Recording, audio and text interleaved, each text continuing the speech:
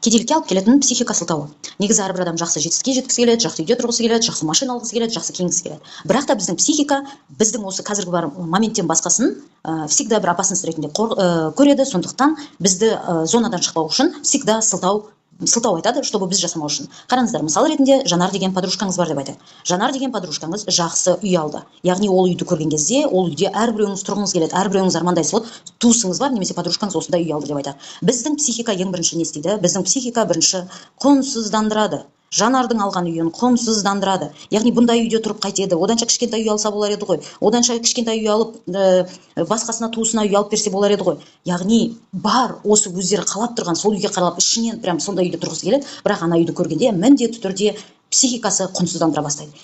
Екіншісі, біздің психика жоққа шығарады. Яғни бұл жерде Жанардың күшін жоққа шығарады.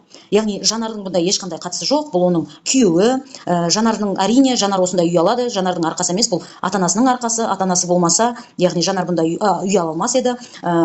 Әрине Жанар алады, потому что оны кредитқа алып жатыр, бұл ешқандай да Жанардікі емес деген сияқты. Жанардың бар күшін, бұл жерде Жанардың өзінің арманына жету үшін ай сайын салған депозитін, немесе жаңағы өзінің просто арман үшін алдыға жүрген бәрін жоққа шығарады. Бұл жерде как будто Жанардың ештеңесі жоқ, басқалар Жанарға алып берген сияқты біз Жанардың күшін жоққа шығарамыз.